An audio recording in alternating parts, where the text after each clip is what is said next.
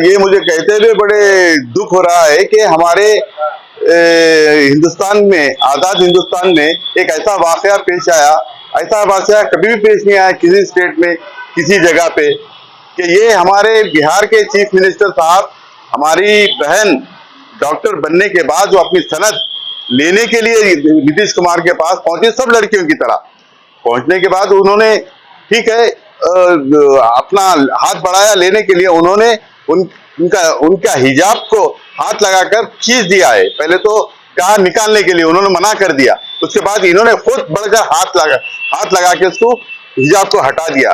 क्यों हटा दिया भाई, क्या वजह है कि एक चीफ मिनिस्टर होने की हैसियत से तुम्हारे को इख्तियार है कि एक मुस्लिम हमारी बहन को उनका हिजाब हटाने का आपका कोई दस्तूरी कानून आपको इख्तियार दिया था, क्या आप कैसा हटाए, क्या समझ के हटाए? ये आप जो हटाए हैं, आप पावर के नशे में, आप दौलत के नशे में और अपनी कुर्सी के नशे में आप ये किए हैं, और इसलिए किए हैं आपका दिमागी तवाज़ुन हमको ऐसा लग रहा है कि ठीक नहीं है। आप ठीक चल नहीं पाते, आप बैठ नहीं पाते। आप अगर जीत के आने की एक वजह भी है, वो मैं पहले बता देता हूं कि आपको इस वक्त जाना था, मगर आप, क्योंकि आपके जो कोलिशन पार्टनर है, उन्होंने पैसे का बेजा इस्तेमाल कर कोड ऑफ कंडक्ट को, जो कोड ऑफ कंडक्ट हमारे देश में है, उसको ताक पे रखते हुए लोगों के अकाउंट में पैसा जमा कर आपने पब्लिक को अपने तरफ मगलूब करके जीते। इसकी वजह से वहां पर आपकी हुकूमत, आपकी कोलिशन और आपकी हुकूमत बनी है। तो अभी मैं मुद्दे पे आता हूं कि आपको ये इसलिए बता रहा हूं कि आप हो गया था आपका रिटायरमेंट, मगर फिर भी ऐसा करके आपको सामने रख के कि आपको किया गया था। अब आप इसका जवाब किस तरह से देंगे? क्या आप हिजाब की जगह आप खींचे हैं? कल ये गारंटी नहीं है कोई औरत आपके सामने आए तो उसके प्राइवेट पार्ट्स पे भी आप हाथ डालें, क्योंकि आपकी नीयत का हमको वो नहीं है, आपकी हमें यकीन नहीं है कि आपकी नीयत से खोट है। और हमको ये लग रहा है, ये इक़दाम की वजह से ये लग रहा है कि आप औरतों की तरफ आपका नजरिया ठीक नहीं है, और आपके खिलाफ हमारी बहनों के ताईद ने, बहनों को आगे चलकर आप ऐसा कुछ ना हो, हम आपके खिलाफ एहतजाज करेंगे। हर हिंदुस्तान के कोने कोने में हमारी पार्टी करेंगे, हमारे हमिया करेंगे, एक नॉर्मल सिटीजन भी करेंगे। ये कोई किसी को ये बात नाजेबा है, आप हमारे मजहब से हट के भी हमारी माँ बहनें इस बात को बिल्कुल कंडेम किए हैं कि भाई ये होना नहीं चाहिए था। कोई यूपी का मिनिस्टर हो, कहाँ का मिनिस्टर हो, कहीं का मिनिस्टर हो, ये इन लोग को इनके बातों के खिलाफ एफआईआर करके इनको जेलों में ठूस देना चाहिए। इन लोग को ये काबिले कबूल नहीं है ये लोग। ना ये लोग सिर्फ पावर के लिए बैठे हुए, ना पब्लिक की सेवा के लिए नहीं बैठे हैं। ये हमारे लिए, अब हम इसके अलावा भी हम एफआईआर भी दर्ज कराएंगे हर जगह पे, नेशनल कमीशन ऑफ वुमेन में कराएंगे, वुमेन कमीशन में कराएंगे, पुलिस स्टेशन में कराएंगे, और आपको हर जगह, आपको इस बात के लिए हर जगह आपको बेनिकाब करेंगे। और ये आप समझिए, ये शुरुआत है, आपका जवाल बहुत सही है, बहुत जल्द है और अनकरीब है, और आपसे लिहाजा इसको मद्देनजर रखते हुए अनकंडीशनल आप अपॉलॉजी कीजिए। और दूसरी बात, आपको फौरी तरह से स्टेप डाउन हो जाइए आप, और आप अपना इस्तीफा दे दीजिए। आप नाअहल है, आप नहीं कर सकते हुकूमत, इसलिए ये बेहतर है। लोगों को गलत मैसेज जाएगा, इसकी वजह से आपको उतरना जरूरी है। बिहार की जो माइनॉरिटी, जो अपनी जो महिला है, वो क्या मैसेज देना चाह रहे हैं?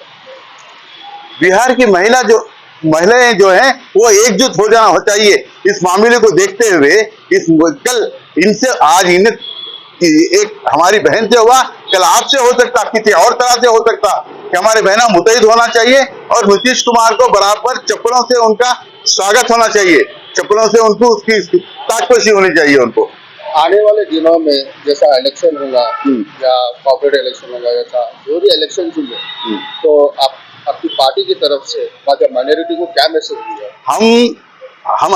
हम तो इस इलेक्शन में भी बहुत अच्छे हमारे एजेंडा था। हम हमारे कोलिशन पार्टनर को लेके हम बहुत अच्छी तरह हम काम करना चाहते थे, माइनॉरिटी के लिए, दलित के लिए और दूसरे बैकवर्ड के लिए, सबके लिए। और बिहार कोई इंडस्ट्रियलिस्ट स्टेट नहीं है, वहां पर कोई ऐसा इंडस्ट्री नहीं है, कोई ऐसा एम्प्लॉयमेंट नहीं है। वहां पर सिर्फ पलायन करते हैं वहां के लोग, पलायन in the sense they migrate to other states livelihood के लिए, अपने बच्चों को पालने के लिए। उन्हें बिहार की हुकूमत से कुछ लेना देना नहीं है, वो कुछ देते नहीं है, कुछ करते नहीं, सिर्फ पैसों की आस में वो कहीं भी रहो। वो जो परसों जो कोड ऑफ कंडक्ट को उनको करके वो 10,000 रुपए वो जो उनके अकाउंट में डाले, वो लेने के लिए वो अपने बिहार को आए हो, वरना वो बिहार अपने अपने कामों में लगे हुए थे। ये है। और मैं और एक चीज है, हम इसको मैं जोड़ देना चाहता हूँ इस चीज से, कि हमारे लीडर राहुल गांधी साहब और हमारे खड़गे साहब और हमारे ऑल इंडिया कांग्रेस के जितने भी पूरे इंडिया में है, इस बात को कंडेम किए और इसके ऊपर एहतजाज भी होगा, उनके खिलाफ कार्रवाई भी होगी। और हमारे राहुल साहब एक एमराल्ड केस, जिसको हेराल्ड केस कहते हैं, जो कि नेहरू जी ने एस्टैब्लिश किया था, चंदों से उसको खड़ा किया गया था कि लोगों में समाचार देने के लिए, आजादी का मूवमेंट था, उसके ऊपर इनको पैसों का स्कैम को जोड़कर ये लोग इनके ऊपर केस दर्ज करे थे, राहुल गांधी पे, सोनिया गांधी के और दीगर लोगों के ऊपर। मगर कोर्ट ने उसको डिसमिस कर दिया, उसके अंदर कोई सच्चाई नहीं है। तो लिहाजा ये एक चीज ही काफी है, जो कि ये लोग कांग्रेस के साथ किस तरह के इल्जाम लगा रहे हैं, जो झूठे बुनियाद वो कर रहे हैं। मगर अब आने वाले वक्त में आप देख लेना कि इनका जवाल का वक्त आ गया और ये होंगे, और इनका उरूज का वक्त आ गया कांग्रेस का। और हमारे राहुल गांधी साहब बहुत जल्द अगले कुछ चंद सालों में वो हमारे मुस्तकबिल के प्राइम मिनिस्टर है, और जैसा कि उनके माँ और उनके बाप जैसा किए हैं, उससे अच्छा बेहतर उन्हें परफॉर्मेंस देंगे इंडिया के लिए। इसके अलावा मैं एक बात कहना चाहता हूँ कि हमारे तेलंगाना स्टेट के honourable chief minister Shri Revanth Reddy साहब लेडीज को इतना प्रेफरेंस देते हैं और अपनी बहनों की तरह मानते हैं, वो हमारे तेलंगाना की बहनों को। और उन्होंने एक बेड़ा उठाया है कि भाई मैं तेलंगाना में एक करोड़ लेडीज को मैं करोड़पति बनाऊंगा। इस जिम्मन में उन्होंने बहुत सारे काम किए, बिना इंटरेस्ट के लोन दिया उन लोगों को, और क्या बोलते हैं आप, ऐसे इदारों को भी पैसे दिए जो कि एसोसिएशन होते उनको दिए, और बस खरीद कर उन्होंने इतने बस दिए हैं ताकि वो बस हमारे स्टेट गवर्नमेंट पे लगा सकते थे। मगर सिर्फ उनको फायदा होना हमारे लेडीज को करके, उनके नाम पे करके, अपने फिर इदारे में रख के उनका फायदा पहुंचा रहे हैं। और वो एक सेक्युलर चीफ मिनिस्टर है तेलंगाना के, और उनकी मिसाल बहुत बेहतरीन है। वो हमारे रेवंत रेड्डी साहब एक छोटे एमपीटीसी और जेडपीटीसी, फिर और आपके एमएलए और एमपी से होते हुए चीफ मिनिस्टर बने हैं। उनको मालूम है कि भाई दुख और दर्द और हर आदमी का। और आप देखिए अब हमारा स्टेट चारों तरफ से डेवलप हो रहा है हमारा। और इनकी एक बड़ा एग्जाम ये है कि हमारे सिटी में रोजगार के मौके फराहम करने के लिए उन्होंने 27 और विलेज म्युनिसिपैलिटीज को उन्होंने ग्रेटर हैदराबाद में उनको मर्ज कर दिया है। और इससे हमारे लाइफ वे ऑफ लाइफ, इसके अंदर लाइफ के स्टाइल में भी बदलाव आएगा और रोजगार मिलेगा और हमारा शहर बढ़ेगा। और एक दिन हमारा इनके सदारत में, हमारे रेवंत रेड्डी साहब के सदारत में बंगारू तेलंगाना बनेगा और हिंदुस्तान की ये शान और आन का वो रहेगा। और हमारे रेवंत रेड्डी साहब ये उनके अपने बेटर परफॉर्मेंस के लिए जाने जाएंगे, और वो यही 5 साल नहीं बल्कि अगले 5 साल भी वो चीफ मिनिस्टर रहेंगे। ये बोलने की जरूरत नहीं है, ये हर आदमी तेलंगाना का जानता है कि अगला आने वाला भी चीफ मिनिस्टर अगले 5 साल के लिए भी एक चीफ मिनिस्टर होगा। ये पंचायत इलेक्शन से जाहिर हुआ कि हमने तकरीबन 7,000 पंचायत हमने जीता है सारे स्टेट के अंदर। और ये बहुत काबिले तारीफ बात है कि उन्होंने 7,000 ये बता रहे थे कि हमारा परफॉर्मेंस अभी पंचायत में मालूम पड़ेगा करके। ये अपोजिशन पार्टी जो है, ये खुसूसन बीआरएस और बीजेपी और मुख्तलिफ लोग ये कहते हैं कि भाई हम जो भी कर रहे हैं वो उनको पसंद नहीं आता, मगर पब्लिक पसंद करना है, आपके लीडर्स हमको पसंद करने से कोई नहीं है। और आप और बेहतर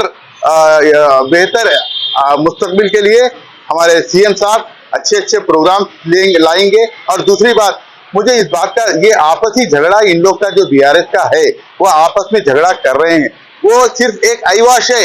ये लोगों के लिए शायद मुझे पता नहीं है कि मैं यकीन से नहीं कह सकता हूँ कि उनके आपस के अंदर क्या हुआ है क्या नहीं। वो हमारे कालेश्वरम का तो बहुत बड़ा स्कैम है, हर जगह स्कैम। वो इस बात से अंदर हमारे उनकी अपनी दुख्तर जो कविता मैडम है, जो जागृति के सदर हैं, वो खुद उसको उजागर कर रहे हैं। वो अपनी बीआरएस पार्टी के कारनामे उनका माजी में क्या हुआ है।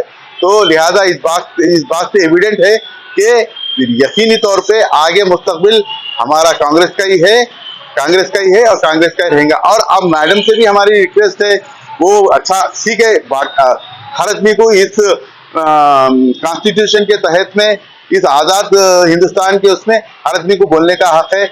आप भी पद यात्रा कर रहे हैं, आप लोगों की बहबूदी के लिए कुछ करना चाह रहे हैं, करेंगे तो आप अपने तौर पर उसको कीजिए उसको, और कुछ रिप्रेजेंटेशन, ना कि आप तनकीद के बजाय आप मशवरा दीजिए कि भाई ये काम आप कीजिए। यहाँ की पब्लिक, वहाँ की पब्लिक कुछ आपको ऐसा बता रहे हैं अपनी तकलीफ, तो आप हमें बताइए, आप ना कि आप नुक्ताचीनी कीजिए। आप ये गैर मुनासिब है। आपसे रिक्वेस्ट है कि आप मैडम, आप अच्छे सजेशन गवर्नमेंट को दीजिए। आप हमारे रेवंत रेड्डी साहब हर आदमी को वेलकम करते हैं, हर छोटे बड़े लीडर, हर आदमी का उन्होंने ओपिनियन चाहते हैं। खास तौर पे केसीआर के ओपिनियन देने के लिए उन्होंने कई बार इस बात के लिए जोर दिया था, और उन्होंने अफसोस उन्होंने कभी कोई मशवरा इस गवर्नमेंट को नहीं दिया है, ना अभी फिलहाल उसकी जरूरत है हमारे को। और फिलहाल जो चल रहा है, जैसा भी चल रहा है, हमारे रेवंत रेड्डी साहब के दौरे हुकूमत में बहुत अच्छी चीजें आपको देखने को मिलेंगी और प्रोग्रेस मिलेगा हर तरफ, और शद सादाब जिसको बोलते हैं वो चीज आपको नजर आएंगी। और हम हम 30 साल से हम कांग्रेस पार्टी से वाबस्ता हैं, और हम हमारे स्टेट के प्रेसिडेंट से कांग्रेस के, और सीएम साहब हमारे रेवंत रेड्डी साहब से, और ऑल इंडिया कांग्रेस के श्री राहुल गांधी साहब, श्री प्रियंका गांधी से गुजारिश है कि माइनॉरिटी का वो जरा खास ख्याल रखे, और उनसे जो देखिए, जो आपका एक पॉलिसी था, जो आदमी 10 साल तक अगर पार्टी को अगर आप सर्विस करता है तो उसको उसकी खिदमत को आइडेंटिफाई करके उसको अच्छे से अच्छा पोस्ट दिया जाएगा। मगर ये चीज अमली जामा में नहीं आ रहा है, तो हमें इस बात की हमें उम्मीद है कि आज नहीं हुआ कल होगा जरूर। हम आपसे इस बात के लिए स्टेट से भी और वहाँ के दिल्ली से भी हम गुजारिश कर रहे हैं कि आप इस बात को प्रायोरिटी में इस बात को कंसिडरेशन करें। जय हिंद, जय तेलंगाना।